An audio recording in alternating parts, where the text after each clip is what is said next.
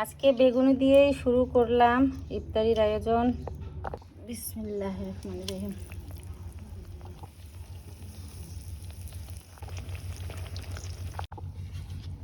এবার বানাবো রসুনি, যে রসুনের কোয়া দিয়ে ভাজবো।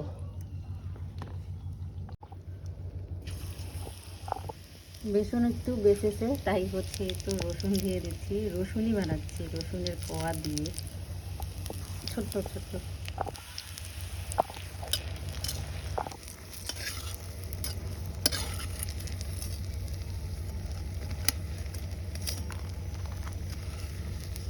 হয়ে গেল রসুনি।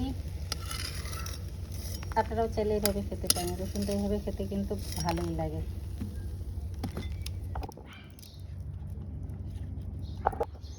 একটা মরিচ ভেজে নিচ্ছি।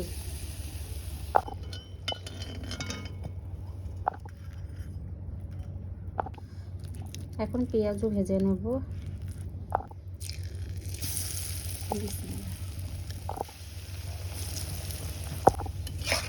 পেঁয়াজও হয়ে গেল, নামিয়ে ফেললাম। মাছ দিয়ে মিষ্টি কুমড়া রান্না করব। লবণ হলুদ দিয়ে ভালো করে মাখিয়ে নিচ্ছি।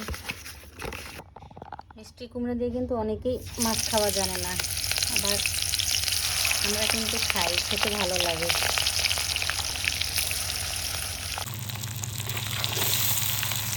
হ্যালো ভিউয়ার্স, আসসালামু আলাইকুম। আপনারা সবাই কেমন আছেন? তো দেখতে দেখতে 18টা রোজা কিন্তু চলে গেল।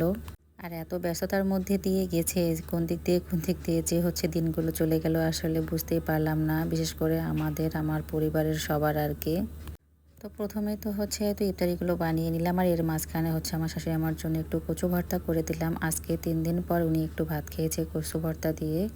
একেবারে ঝাল লবণ কম করে দিয়ে রান্না করে দিলাম। আর এদিক দিয়ে হচ্ছে এই তো আমি সেহরির জন্য এখন মিষ্টি কুমড়া দিয়ে কাতল মাছ রান্না করতেছি, আর তার সঙ্গে পুকুরের হচ্ছে সরপুঁটি মাছও আছে। যার যেটা পছন্দ সেটা খাবে। আমার ছেলে আবার মিষ্টি কুমড়া কিন্তু খেতেই চায় না, তাই ওকে নিয়ে হচ্ছে এখন একটু টেনশন হচ্ছে। তো সেহরির সময় দেখে ওকে একটা ডিম পোস্ট করে দেবো। আর এই দিক দিয়ে আজকে কিন্তু সব আমার মজার তরকারি আর কি। আমি কচু শাক রান্না করতেছি। কিছুদিন আগে কচু শাক কিন্তু আমি হচ্ছে মসুর ডাল দিয়ে রান্না করেছি, আর আজকে হচ্ছে কচু শাক আলু দিয়ে রান্না করতেছি। কচু শাক আলু দিয়ে ঘাটি রান্নাটা আমার নীলফামারীতে, মানে আমার বাবার বাড়িতে কিন্তু সবাই অনেক পছন্দ করে খেতে এভাবে। আমিও ছোটোবেলা থেকে খেয়েছি, এজন্য আমারও ভালো লাগে। তো আজকে এভাবে রান্না করে বিশ্বাস করবেন এত ইফতারির আয়োজন করেছি, সবাই মিলে খাচ্ছিল। আমি তো ইফতারি পরে পরে দেখেন আমি ভাত নিয়ে বসে পড়েছি। অনেক তৃপ্তি সহকারে আজকে আমি খেয়েছি ভাত আর হচ্ছে এই কচু। আসলে ছোটবেলা থেকে যে যেটা খেয়ে অভ্যস্ত সেটাই দেখবেন পরবর্তীতেও কিন্তু অনেক ভালো লাগে খেতে হঠাৎ করে। তো যাই হোক, ভিডিওটা এখানে শেষ করলাম। আপনাদের কাছে কেমন লাগলো আজকের আমার রান্নাগুলো অবশ্যই কমেন্টসে জানাবেন। ফলো দিয়ে পাশে থাকবেন।